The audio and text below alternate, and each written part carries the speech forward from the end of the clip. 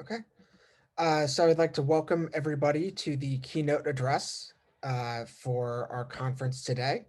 And I would like to extend a special welcome to our speaker, Professor Peo Hansen. Professor Hansen is a professor of political science at the Institute for Research on Migration, Ethnicity, and Society at Linkoping University in Sweden. He has been a senior fellow at the Remark Institute at New York at NYU and a visiting professor at the Max Planck Sciences Post Center in Paris. Professor Hansen's research examines the historical and contemporary trajectory of European integration.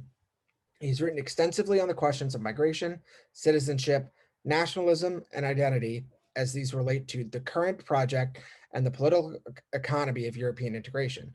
His research also explores the significance of colonialism and decolonization for the historical development of European integration and for the EU's current politics of European identity.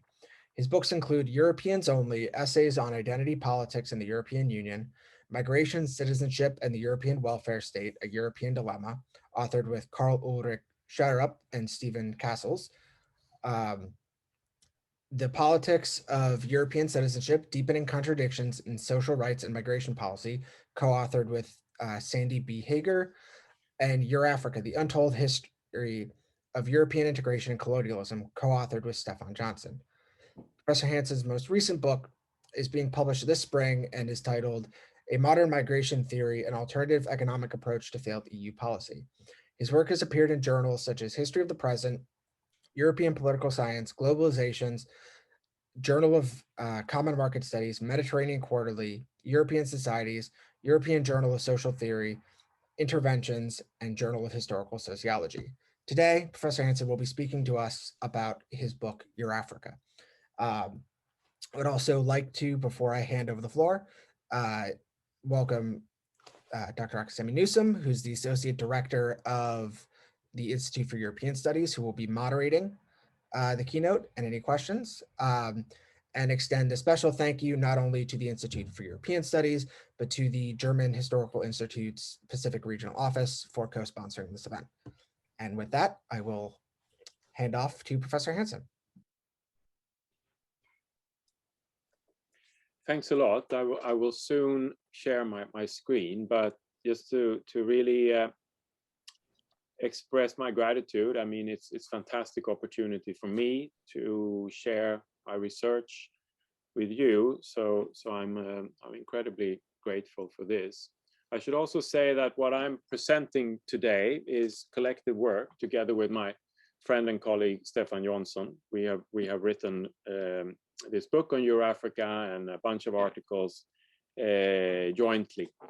So I should emphasize that this is work that we've been doing together. Let me now share my screen because I have a PowerPoint.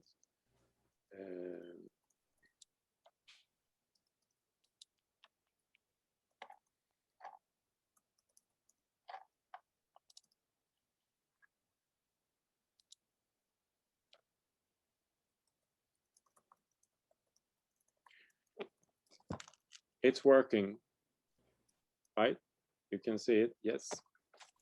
I should, of course, also thank Blaise and Kyle a lot. I know that they've been working very hard with this conference, and we've been in contact, and they've been extremely helpful in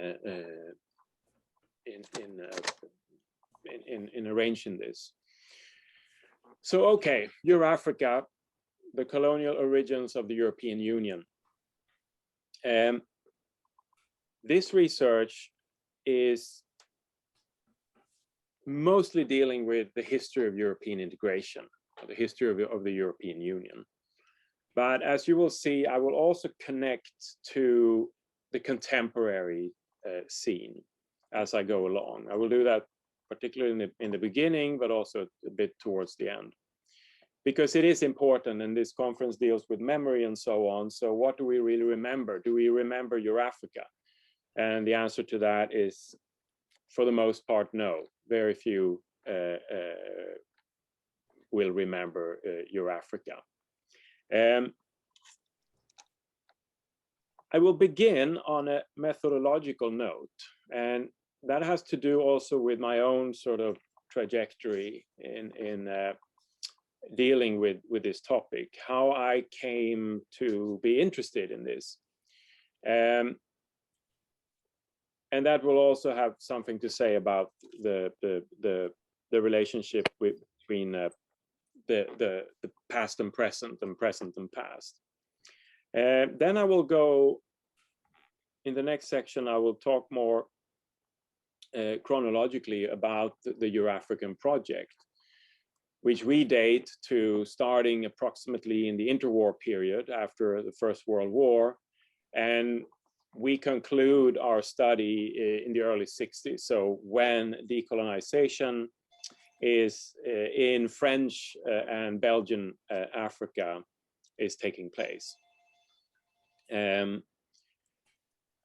So I will go from basically the interwar period up to the late 1950s, after the Treaty of Rome has been signed, and thus the founding of today's European Union.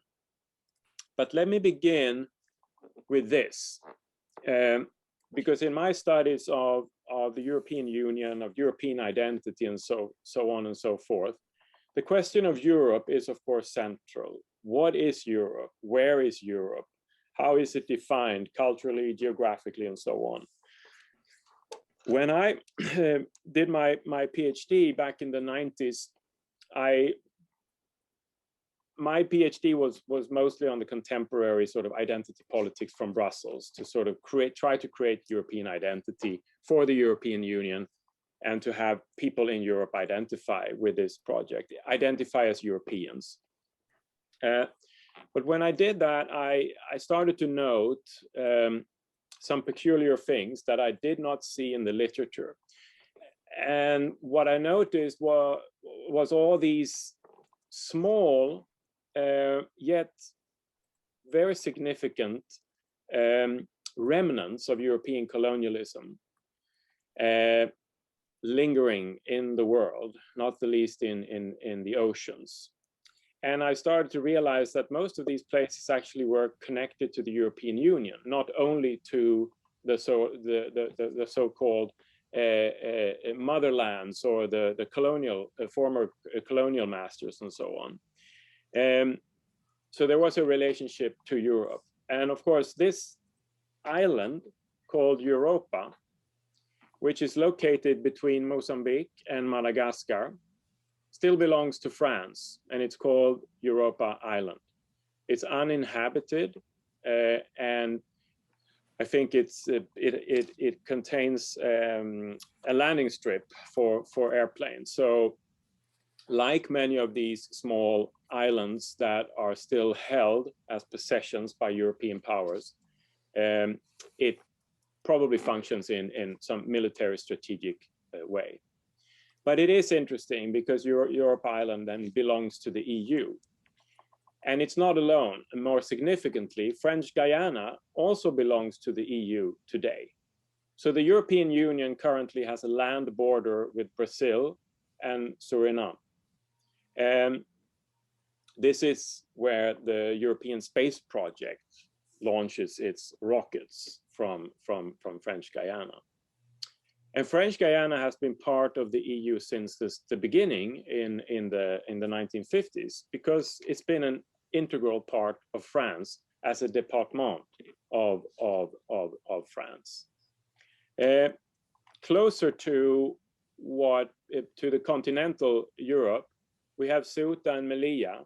They are more known because there's been all these atrocities and all these tragedies around migration happening in these enclaves that belong to Spain. But with Spain joining the European Union in the 80s, so did their possessions, their colonial possessions in current Morocco. Ceuta actually has been in European hands since the 15th century. It started out as a Portuguese possession. But they are integral to the European Union. They're actually more integrated to the European Union than the country I come from, Sweden, because here they have the euro as a currency. Sweden doesn't have that. And this is the EU border then in North Africa. So the EU border extends into Africa today. And these of course, these fortifications are there to prevent migrants, asylum seekers from entering Europe in the way the EU sees this. The latest addition then to the European Union is Mayotte. Mayotte changed its status from a territory to a département with France, and so by changing its status, it also joined the European Union. There wasn't any discussion practically at all when this happened, but it is significant because again the issue of migration pops up also in relationship to Mayotte. So a lot of work is being invested in Mayotte from French authorities to manage and police migration. So this is just a contemporary look, and it's also a methodological sort of point I'm making, because European history is imperial history. So European history cannot be limited to this landmass that people consider as Europe. So much of Europe's history happened elsewhere. And so that's why any sort of studies of Europe, they have to adapt to that.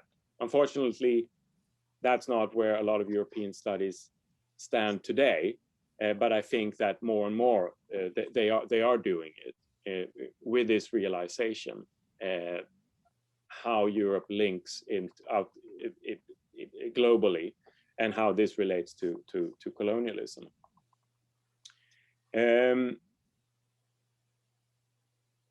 So this is our book, Stefan Jonsson's and my book about Eurafrica.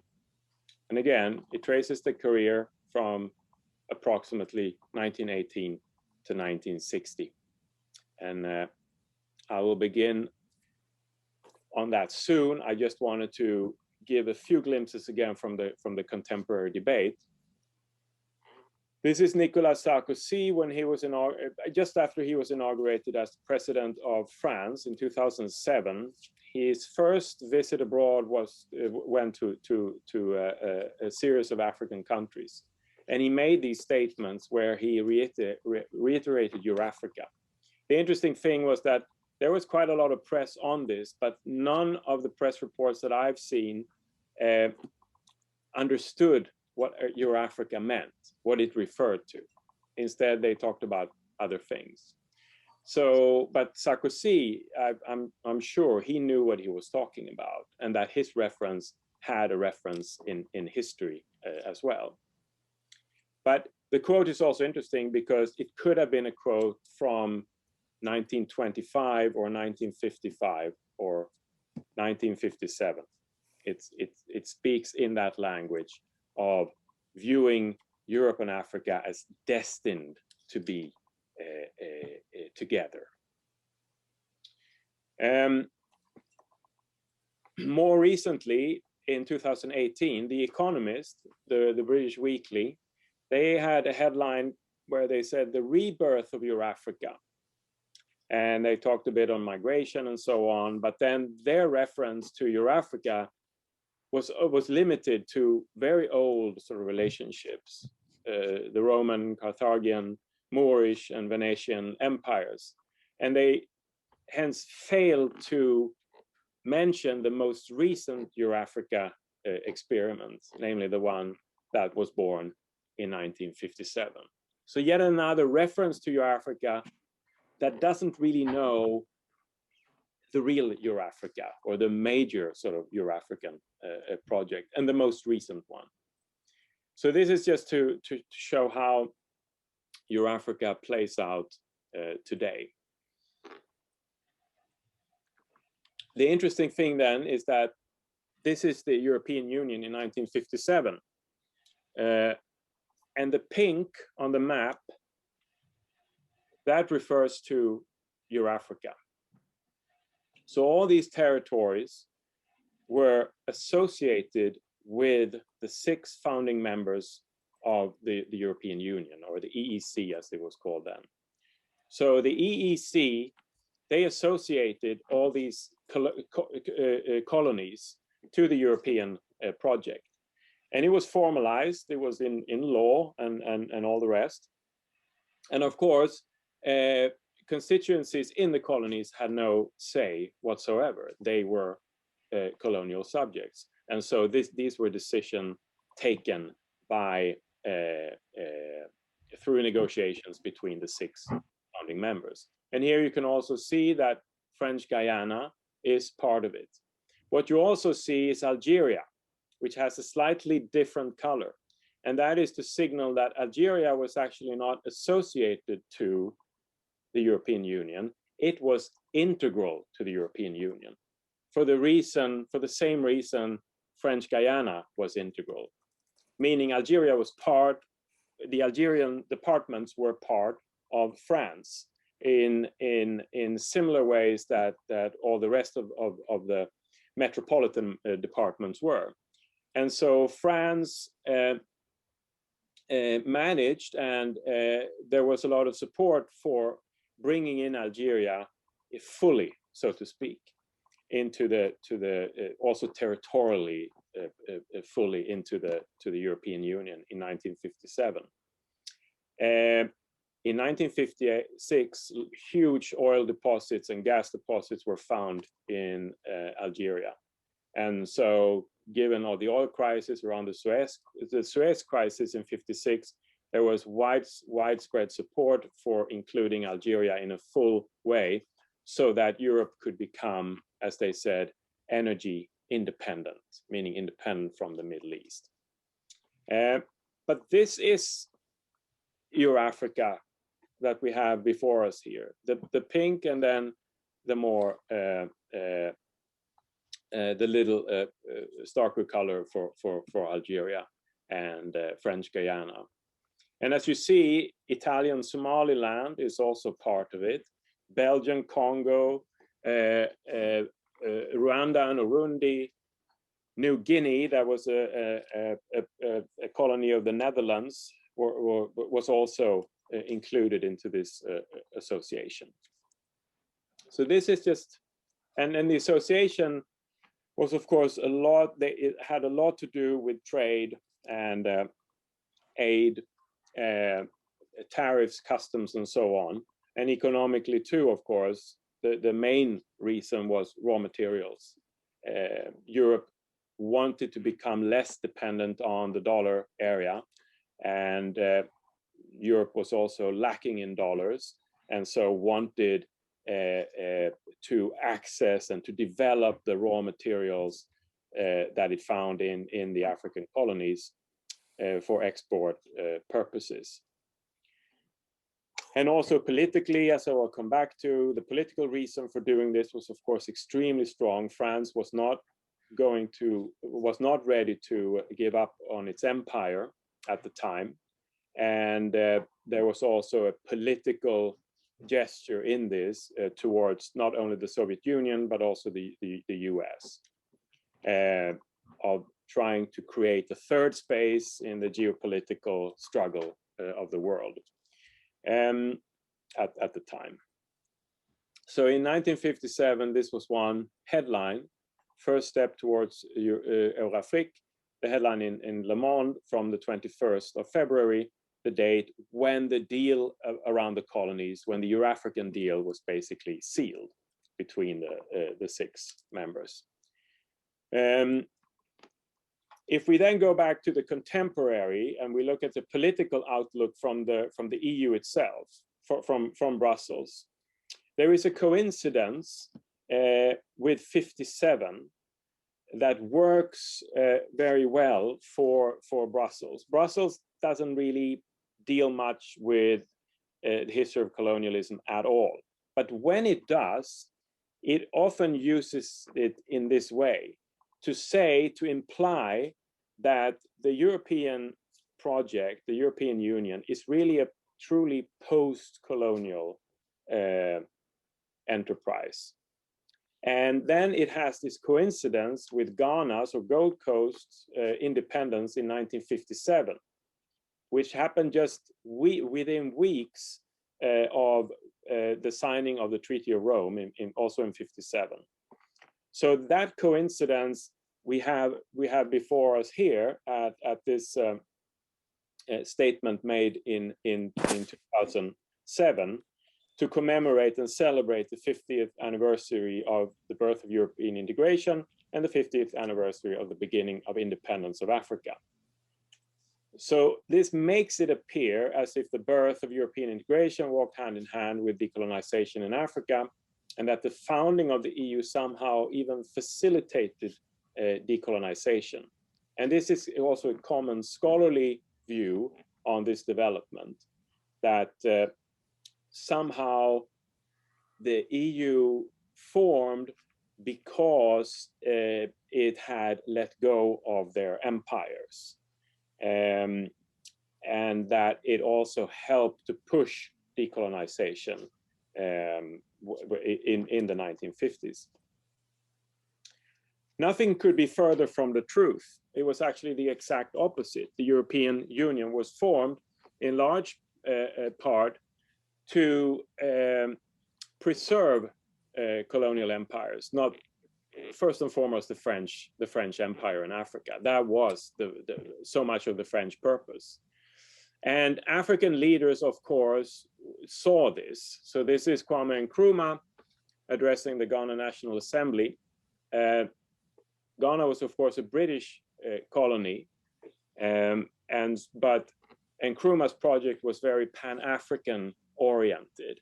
And so he was extremely worried for his neighboring the other West African countries, for thinking that European integration and the association of the French colonies, that would really spoil any prospect of true Pan-African cooperation. So he compared the Treaty of Rome with the Congress of Berlin. And he also referred to European integration as collective colonialism. And he warned that it would be stronger to really get out of than previous, more nationally oriented colonialism. And in this, I think he had a big point, because we still have association today between the EU and now many, many more countries in the global south, foremost in Africa.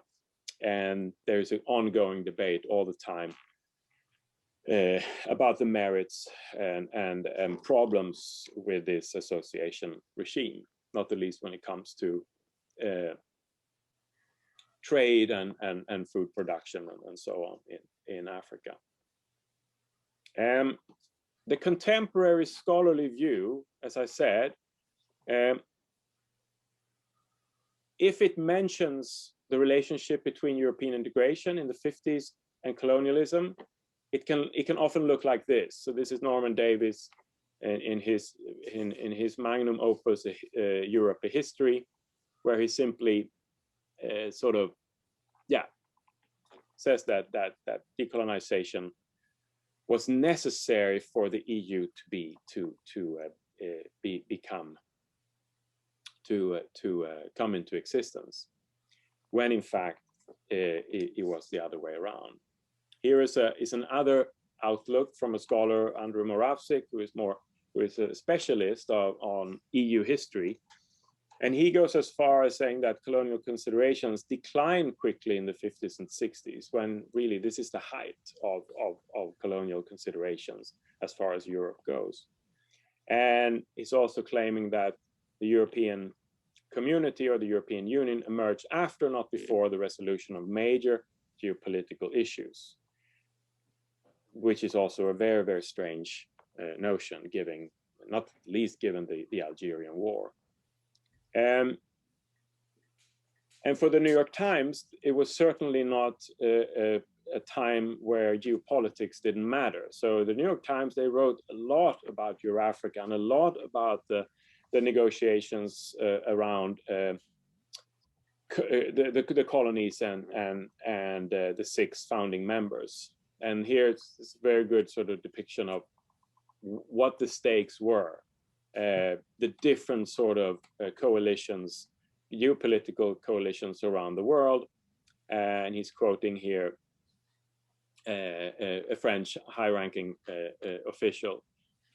And this is again, it's in June 1957, so it's right after the EU has been founded, and there's a lot of talk, not the least because of the Algerian War is raging, meaning that a war is actually raging inside the European Union when it is founded.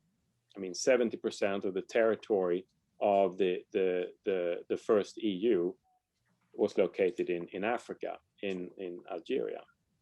So there's a lot of writing around this time.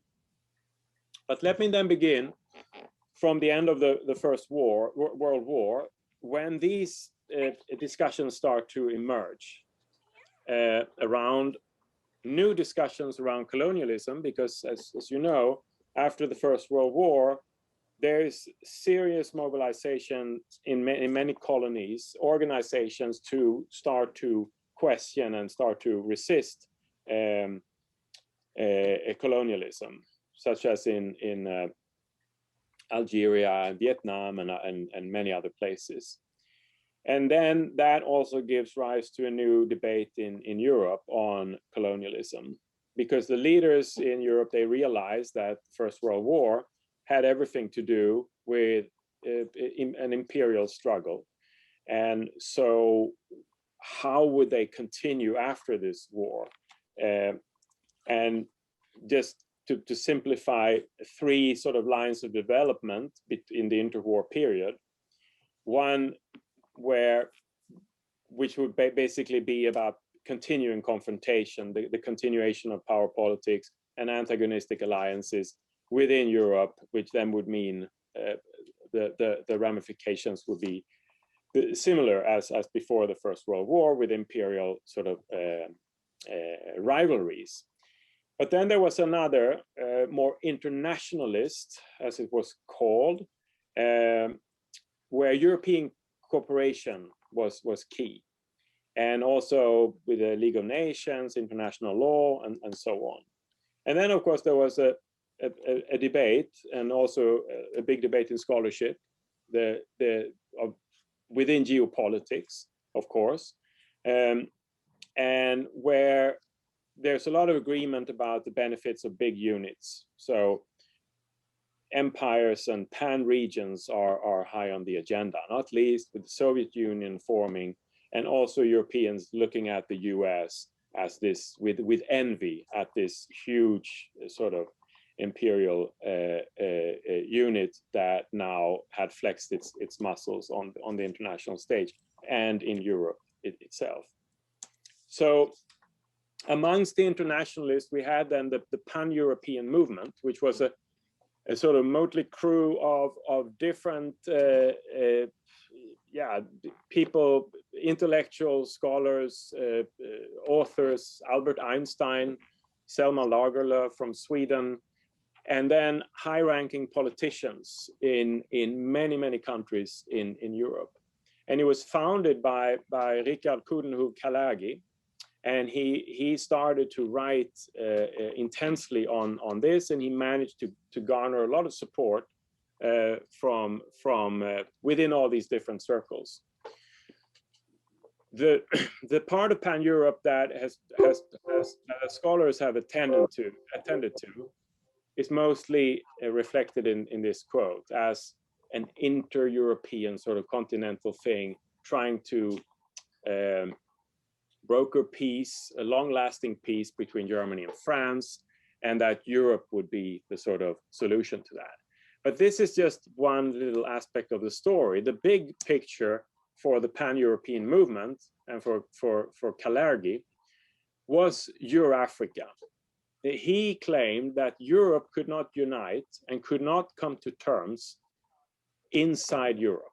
That was impossible, he claimed, because there were too many rivalries, too many conflicts. So instead, he said his suggestion was that Europe should unite in Africa.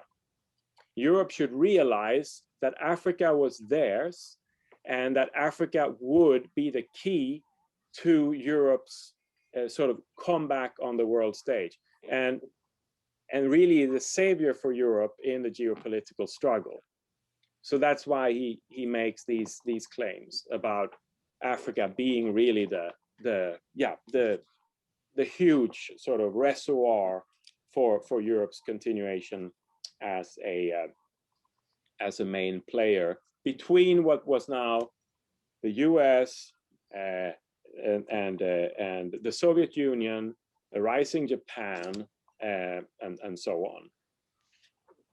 And of course, endemic to this was a total racism, of course, where Europe is Eurafrica's head, Africa its body. So there was never any discussion about, again, African participation on any equal terms or anything like that. It was very sort of raw, a raw colonial outlook. And so in this, we see then how internationalism was married to geopolitics, and this was sort of the outcome. And so this is an image of pan-Europe as the movement imagined it. And the British colonies are left out for the time being, it was said. Maybe they will join later. So it's mainly the continental European empires that we see here, and still French Guiana is in there even then. But this is the vision of pan-Europe as Eurafrica, and there were many examples of this, and many of them had this fear of Europe being squeezed by rising powers to the east and west. And so this notion of a third force that would then be animated after the Second World War, not least in British politics and with the Attlee, the Labour government, they were very much in favor of Europe as a third force in world politics, because then it was clear that the Soviet Union and the US were the new dominant power blocks. So there was this image of being squeezed, and so to create that space in the middle, so to speak. And there were many scholars, intellectuals, politicians who toyed with these ideas. So this is Eugène Guernier, who was an influential demographer with connections to the French political elite. So again, it's this vision of Eurafrica in the middle as this power block. There was a lot of demography, of course, a lot of sort of racial anxiety in Europe, and a feeling that Europe was dangerously overcrowded, and so Africa was to be used as a space for emigration. And not the least, this was very pronounced in Italy. So this is Paolo Orsini di Camerota in his Eurafrica book, where he speaks about Africa for Europe and Europe for Africa. Again, talking in these sort of mutual terms, but again, once you look at it, it's very one-sided. So this is just projections. Where could Europeans go? Where they could go, where they already were, settler colonies, and so on. But that was a big sort of movement inside Europe for emigration, because geopolitics at the time, of course, claimed that overpopulation is one of the most dangerous things, and so this was a solution, one solution that they thought of, and Eurafrica was central to that. This is a sort of a totally utopian or dystopian project, a phantasmic project by the German architect Hermann Sögel and his Atlantropa project, but which was also called Eurafrica. And this built on this sort of vision of making the Mediterranean into a lake and sinking its water level by 200 meters over time with hydropower, and that would make the desert blossom and so on and so forth. So this is just to show that the ideas and the sort of the visions around Eurafrica in the interwar period. There was also towards it, right before the Second World War began, there was also a very real Eurafrican project in the sense that it was used to as a last attempt to appease Hitler. So we know about the first Munich appeasement, but the second one was to let Hitler into the French Empire, French and British Empire. So both France and Britain, they made these proposals to Germany that they could become part of and sort of be repaid for the loss of German colonies after the First World War.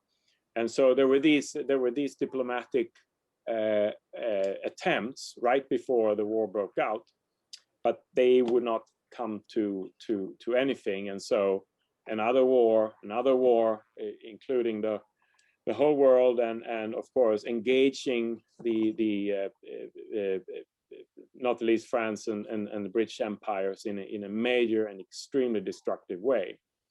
So 1945, the fear of being squeezed is of course totally realized, because now the US and the Soviet Union, they are literally occupying Europe and dividing Europe between themselves. And so that is, of course, the total opposite of all the debates that happened in the interwar period. That a new war would make Europe even more weak in the global sort of power struggle. But importantly, and this is what practically all Western European countries are zooming in on, is this fact that Europe still holds on to Africa. And there is no American or Soviet involvement in African affairs. So that's why, for instance, the British, the first post-war Labour government of Britain is so interested in Eurafrica. So it has its own Eurafrican project. And that would involve then British colonies, including the country of South Africa would play a big role there, and so on and so forth. But for the most part, again, the initiative goes to France, and then it is starting to germinate around a bunch of projects for European integration, starting in the end of the 40s. And this is where intuition comes in, and that's why it's so strange that there is so little research in this area, because given that France had its huge empire intact after the Second World War, any sort of attempt at some kind of European integration, particularly when it revolved around geopolitical issues or issues of trade, tariffs, and so on, our intuition should say that the colonies should play a big role in that. There must be a lot of debates about that. And it is that is truly the case, because when you look at all these initiatives, organizations, and so on that were formed in the post-war period, at the time, all of them were referred to as initiatives for greater European integration. So you had the European movement, there was the OEEC that handled the Marshall aid. NATO's formation in 1949 was also seen as an initiative for European integration. And it also had a Euro-African component in the fact that France managed to get Algeria incorporated into NATO, much to the dislike of the US and Canada, because they were people, smart people in the US administration who suspected that France wanted Algeria into NATO so that a coming war or coming troubles in Algeria could be handled as a NATO affair. And of course, that was what happened then when the Algerian war started. So again, NATO would not have been formed if it wasn't for the US and Canada caving into French demands to have Algeria form part of NATO.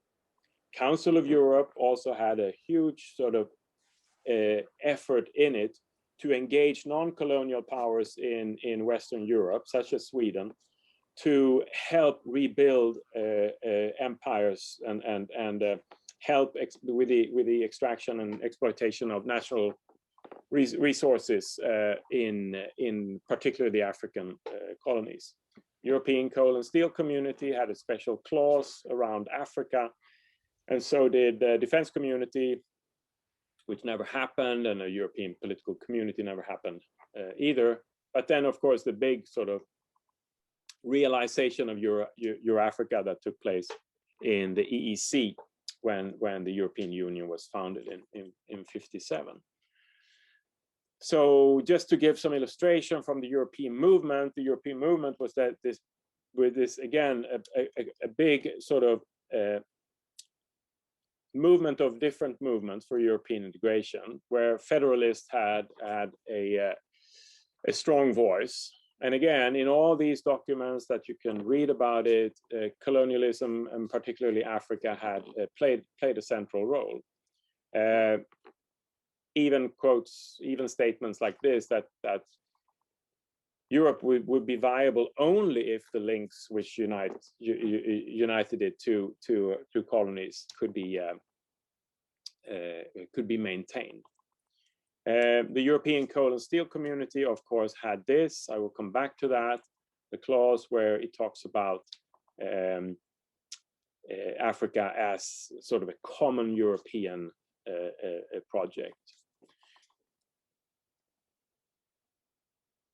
This is the Council of Europe, where this debate also took place, and a lot of initiatives such as the Strasbourg Plan. Again, these statements indicating the importance of, not the least for France, to gain capital from other European countries to develop its colonies in Africa. A lot of books were written. This is Anton Shiska. He was an Austrian, spoke about Africa as the Europe's most important common task in the 50s. This is Gustav Adolf Gedat. He was part of Adenauer's cabinet, said that Europe's future was in Africa. And then the French Pierre Nord, who spoke about Eurafrica as the last chance, as our last chance, Europe's last chance. So there was a lot of debate, not only within political circles, media circles, but also in sort of writers and scholars who thought in these Eurafrican terms. So let me just give you a glimpse of the Treaty of Rome, because this is where Stefan and I we dig deep into the archives that hold the negotiation documents, so we can follow and trace the negotiations for the EU in the Treaty of Rome. And these negotiations lasted from spring of, or late 55, early 56 to the spring of 57. And I just have this quote because this is happening in the early 50s, and this is a precursor to the European Coal and Steel Community, where the sentiments that France could give Africa as a dowry to Europe as a way to seduce the Germans. So, and this would follow that France would always hold up its empire before its European partners as something that they would gain, have everything to gain from investing in and becoming part of. And that was also very, very pronounced in the negotiations that we looked into. It's always France saying, whenever there is sort of disagreement, France would always come back to how stupid it would be for the other 5 members not to take this opportunity to join with France in exploring and exploiting the riches that their colonies held. But this is one of the final documents from the sort of assessment of the pros and cons of associating the African, foremost, the African colonies. And so it's just simply, this is a group within the negotiations, an intergovernmental group who's coming to the conclusion that, economically speaking, it says, the European member states of the common market have an essential need for the cooperation and support that the overseas territories, particularly the African ones, are able to offer in order to establish long-term balance of the European economy. The sources of raw material, variegated and abundant, which the overseas territories dispose of, are likely to ensure for the entirety of the European economy of the common market the indispensable foundation for an expanding economy. Again, this should be read in the context of the amazing findings of oil and gas in Algerian Sahara. It concludes by saying this: the proposed enterprise, meaning the proposed enterprise of associating the colonies to the European Union, entails consequences of major importance for the future of Europe. In aiding Africa and supporting itself on her, the community of the 6 is able to furnish Europe with its equilibrium and a new youth. It is in this perspective that all other elements of information assembled in the present report should be understood.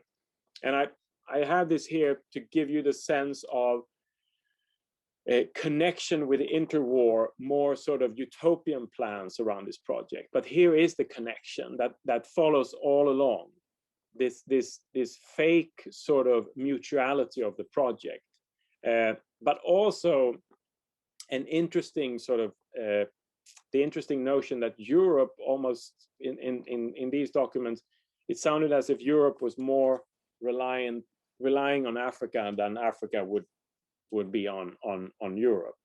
And so these things about equilibrium and so on, they were quite common. Once the deal was done, Guy Mollet, who was the socialist prime minister of France, he went on a North American tour. I think this is a speech he gave to the US Congress. I think it was the House of Representatives. And he spoke in every speech he gave in both Canada and the US, he held forth this notion of Eurafrica, that the European integration was not only about the little 6 in the continental Europe, but it was a much broader project. It was the Euro-African project. And again, just to repeat, in the press at the time, there was a lot on the synergies that could come from a common exploitation of the energy, the oil and gas in Algeria. So the common economic market could mean shift from Mideast to Africa. That was a huge factor, and that was the key issue for the West German government. They really zoomed in on this opportunity.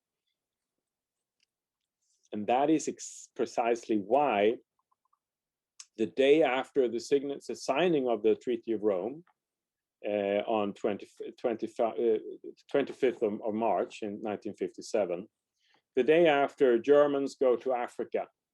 So that had happened many times before, but these study trips together with the French of looking into possible projects for mining and so on. these were very frequent, and there was a lot of interest, not the least in West Germany, for this. The European Commission, when it was founded with the Treaty of Rome, invested a lot of effort in Eurafrica. Africa indispensable for Europe, so as a headline from 1959. This is Robert Lemagnen, who was the first commissioner responsible for the Directorat General 8, where the issue of Eurafrica and the overseas, the colonies were handled.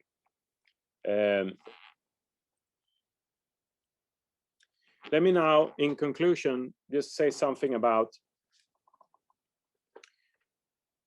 what I promised initially, that I would say something about why this has been sort of erased, why we have forgotten about Eurafrica. And what is interesting is, of course, at the time, up to about the late 60s, there's a lot of knowledge about this. There's a lot of writing and especially about development issues in the 60s and the association regime that the EU then developed. But after 1970, and there's been was a gradual sort of erasure of this, not least from what then became EU studies and European studies, but also it hasn't made a mark on post-colonial studies, and very little also on the history of colonialism as such, which has focused more on respective empires. So there's been a gradual looking away from this. And if you look at the scholarship at the time, it's also interesting to note that they would confirm this outlook that the European, the 6 EU countries had, and mostly France, that in 1957, colonialism in Africa was not seen as going away. That is often a false premise of debates around post-war, the post-war period. It's almost like a teleological assumption that colonialism was just going away. But in 1957, it was actually not at all the sentiment. And that's why there was Eurafrica. Because Eurafrica was the attempt to modernize colonialism, if you like. And there are many of these sort of scholarly takes at the time, which explain, such as this one also, that it says the community is aware that the rapid pace of change in Africa is undermining some of the assumptions upon which its original program for association between the EEC and the African countries was based. So again, things move very rapidly from 57 up until the early 60s, when the great sort of move for independence of the French colonies, when that happens. But 3 years earlier, it was not on the map of France that this would happen. And so this is also very, very important to keep in mind. So repeating just our basic argument that the importance of Africa for European integration, it was, of course, not the only thing. The Cold War in Europe was equally important.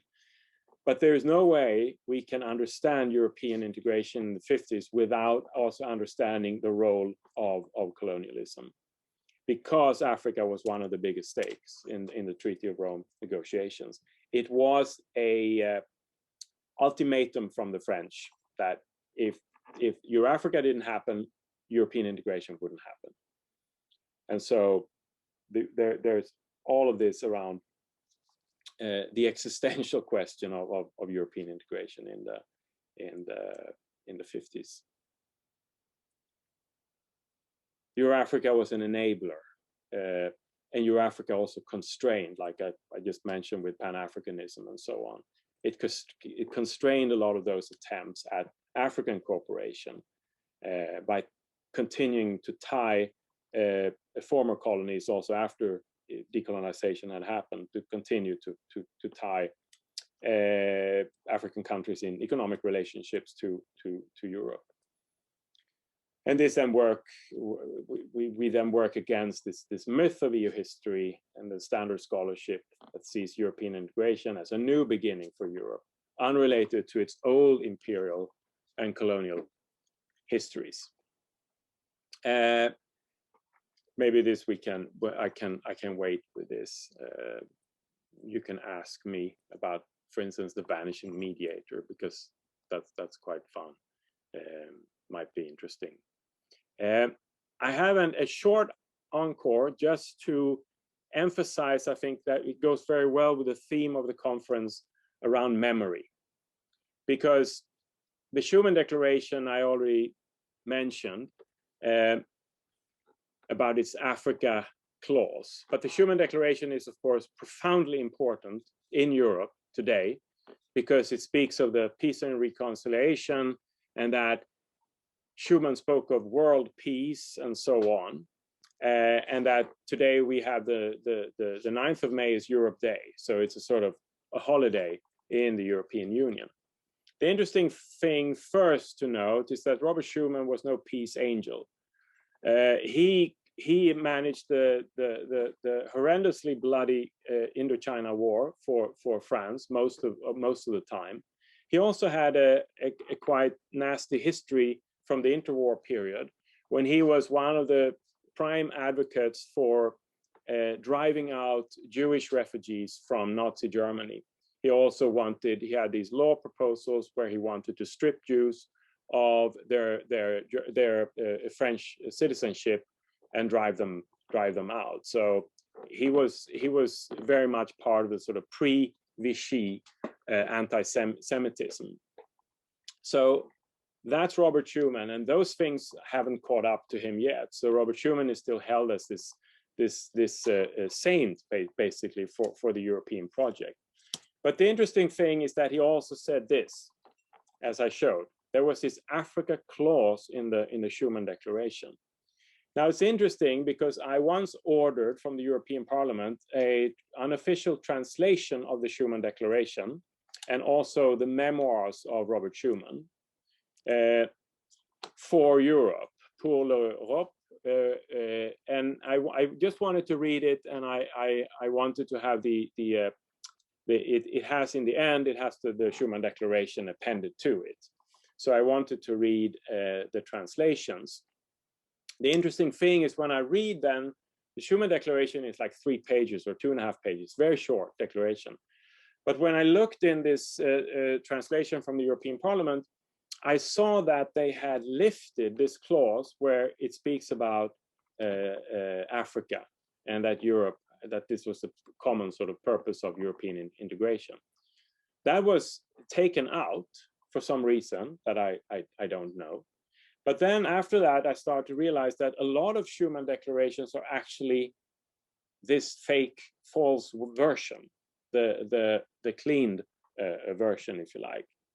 So I went to the European Movement's homepage. This is maybe 10 years ago. I don't know how that page looks now. Here, they made the decision to take it out, but they left these square brackets. But they didn't comment on why they had taken out that passage referring to Africa in the Schuman Declaration. I could sense that the European movement felt it was embarrassing that there was this clear colonial component in the Schuman Declaration. That was probably why it was taken out. But then I went to the University of Leiden's, which is a fantastic university when it comes to European resources on European integration, and they had the Schuman plan in their archive. Here, the Africa clause is also taken out, but here I suspect it cannot be done deliberately. So this is just to show that there is a lot of Schuman declarations in circulation that are the false ones, those that have been sort of whitewashed from what probably seen as an embarrassing paragraph. This is a rather new book on theories of federalism. They also bring in the Schuman Declaration. They reprint it, but it's also taken out here. So again, I don't think that these authors have done this deliberately, but it just shows us that it's gone. Finally, then, the EU web itself, if you look at the Schumann Declaration there, you will see it's in there.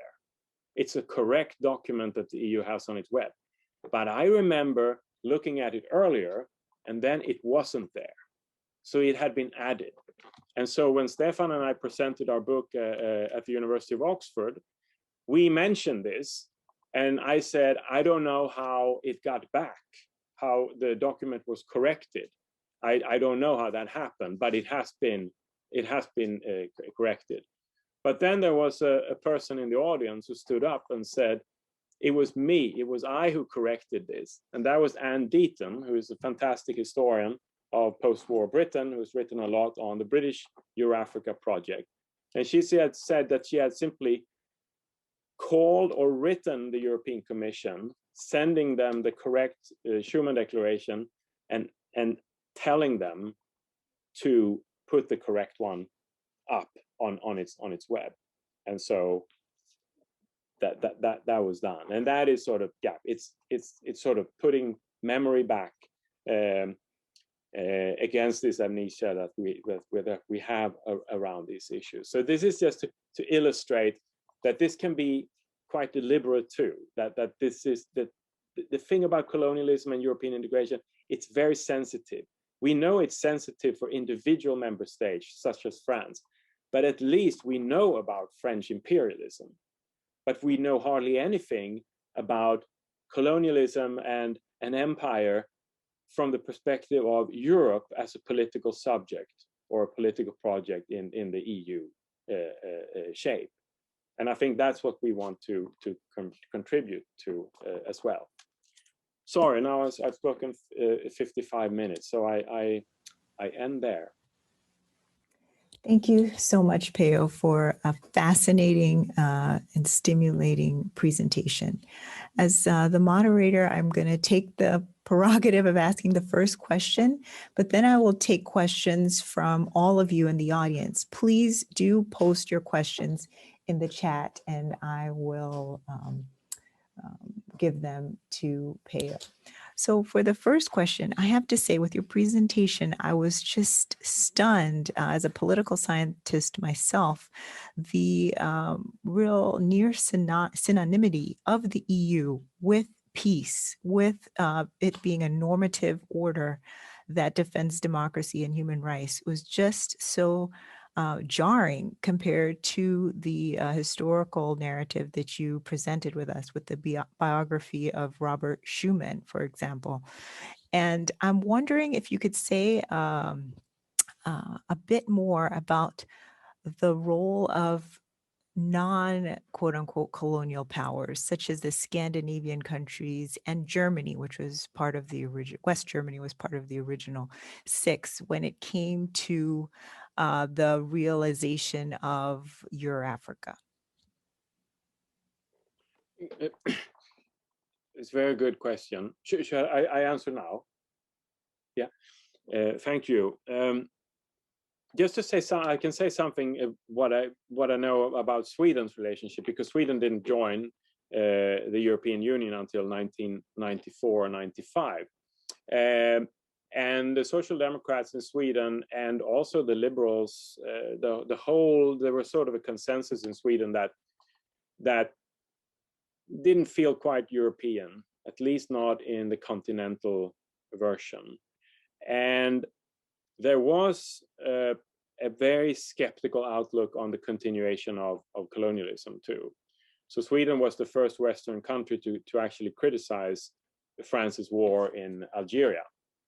I think it was in '56 or something like that, which greatly angered the French. And so that was a factor that impacted Sweden's decision not to join. It was one, but amongst many, I should say. But there was a distance clearly, and I think that countries such as Ireland also had a very strong aversion towards colonialism, given that they had been a colony for so long. So there were very different attitudes towards that. When you say West Germany, I would say that, and again, if we take just the major political figures such as Konrad Adenauer, I mean, Konrad Adenauer could not imagine that countries in Africa, not the least sub-Saharan Africa, that they could be independent. He thought that was just not possible. And his racial view was, like for many of these politicians, but he was really extreme. He did not see Black people as real human beings, and he said that. And it's been documented greatly in Peter Schwartz's biography of Adenauer. So his view on Africa went very well with a sort of French effort to keep its African colonies. But then there were skeptics. I mean, German Social Democrats were quite skeptical about the West Germany joining, supporting France's colonialism. So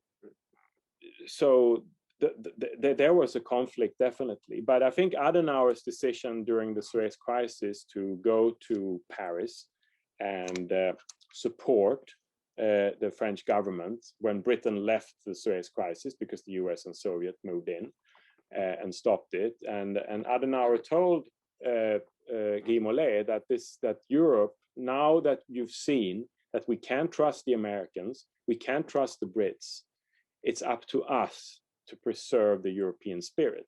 And so he said the famous words, Europe will be your revenge, meaning the revenge for the humiliation that particularly the US and Britain, they were traitors. And so politically for Adenauer, he went with France because he felt very suspicious about the Americans and the Brits. He had strong aversions to them. And so I think that sort of moment of Adenauer and Mollet was really what sealed the whole deal. It would have been very hard to fathom that de Gaulle would have gone along with his project. So I think it was a lot of coincidences around that. Wow, a lot to think about there. And I'll now turn to some questions in the chat. The first one is regarding the Nkrumah quote in your presentation. So the person wonders, Professor Hoffman wonders, how African intellectuals discussed the Eurafrica project in the post-war years. Is Nkrumah's quote representative, or was there at least some investment in this idea? And he had in mind Fred Cooper's book of French citizenship post-1944 and 45, in which he debunks the idea that decolonization was the only exit option from empire. And even as a follow-up, I think I would add to Professor Hoffman's question, how does your work change how we understand decolonization? I mean, did decolonization even happen the way it's commonly understood? But please address Professor Hoffman's question first. Yeah, it's a very good question. I mean, our book is specifically dealing with sort of the perspective from European integration, but we do include African perspectives on this, not the least from the sort of Pan-African movement, a movement that was of course not internally. There were a lot of conflicts within that movement between different places and then different independent countries. But Nkrumah's quote is representative for a certain strand. So he was very much collaborating with Guinea's leader, who became the first leader of independent Guinea, Sékou Touré. And they they were both extremely skeptical of Eurafrica, and they wrote about it. They were interviewed about it in European press and so on. And they did that because they felt, again, that this would spoil any plans for European cooperation. And I think Nkrumah is really interesting because he actually compared African history to European history, and that African history should not repeat the historical mistakes of Europe, meaning Balkanization. So he didn't like the small states. He felt that they would be too weak. He wanted some kind of federal umbrella to protect African countries and to have African countries cooperate between themselves rather than staying so connected to European countries. But then you have Senghor, of course, who had his sort of vision for Eurafrica. He wanted a democratic Eurafrica. He was very clear about that. And he actually had some kind of influence on the negotiations of the European political community that was to go with the European defense community, because France brought him in.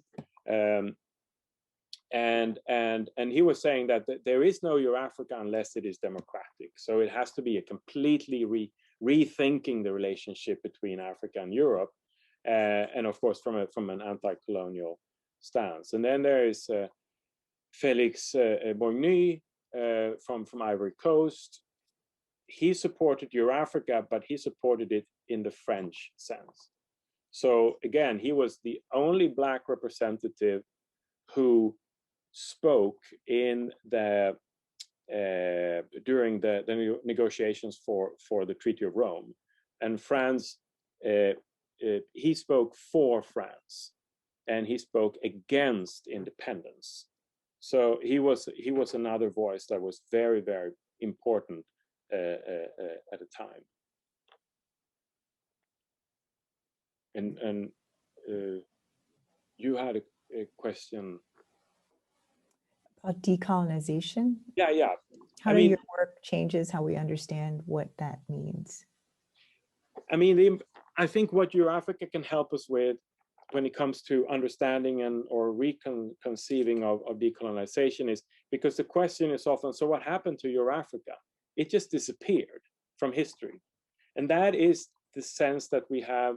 We borrow that from Freddie Jameson, the vanishing mediator. And the vanishing mediator is the one that sort of vanishes because its basic infrastructure continues to mediate the story. So colonialism was central for the Eurafrican project, but in creating this association regime, it actually then led the newly independent African states to have no choice but to continue to be associated to the EEC. So that sort of preserved that sort of infrastructure relationship, but colonialism disappeared as a formal thing, and independence was happening. But it was as if Eurafrica could leave the scene once it could vanish, once its basic sort of structural relationship had been secured. That's very short, sort of.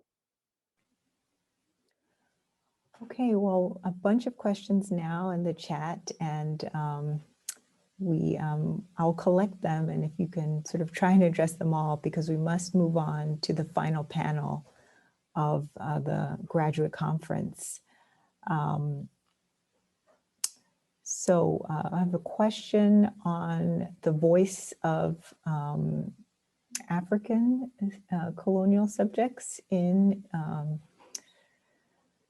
the creation of the EEC. So a question from Luxembourg, actually. What about the role of the 30 or so African deputies of the French National Assembly who were elected to represent the TOM during the Fourth Republic? They voted on, both for and against, a number of European integration projects throughout the second and third legislatures. So a question about the participation of Africans, colonial subjects. And then another question about French Guiana and its role today, since it's the launching pad for European exploration in space. Are there other examples of peripheral Europe furthering collective European exploration? Understanding exploration sort of very broadly defined. It could be economic as well. I have very little expertise on French Guiana, so I should pass on that. But it is interesting because France had this attempt in the 70s to sort of populate French Guiana in a more in a larger way, but it failed. But I should say Melilla and Ceuta in North Africa and Morocco, that is a common European project, and it's a common project to prevent migrants and asylum seekers coming in. So European money is there building these amazing fortifications. But that's where really we can see Fortress Europe in a very material sense. Where is this again? Say that again. Ceuta is just on the tip of Moroccan tip of Gibraltar Strait, and Ceuta is a little further down. So there are these Spanish enclaves. And of course, the first thing the European Union asked Spain to do when Spain joined in the 80s was to start to fortify the borders, because that was now the new border of the European Union. So I would say that those are like for the migration project of the EU, they are very important. I have little knowledge about the role of the 30 African deputies. The little thing I know that came up in the debate was that when they sided with the French view, they could be used. When they didn't side, because there were a lot of different opinions, it was less fun for France. And so there was this internal debate spanning the French sort of metropole and into to the colonies around. And there was even attempts to have like a Euro-African parliament after the EU was founded, to have these broad discussions, not only between political leaders, but also between artists and writers and so on. And things that took a little different turn than what had happened before.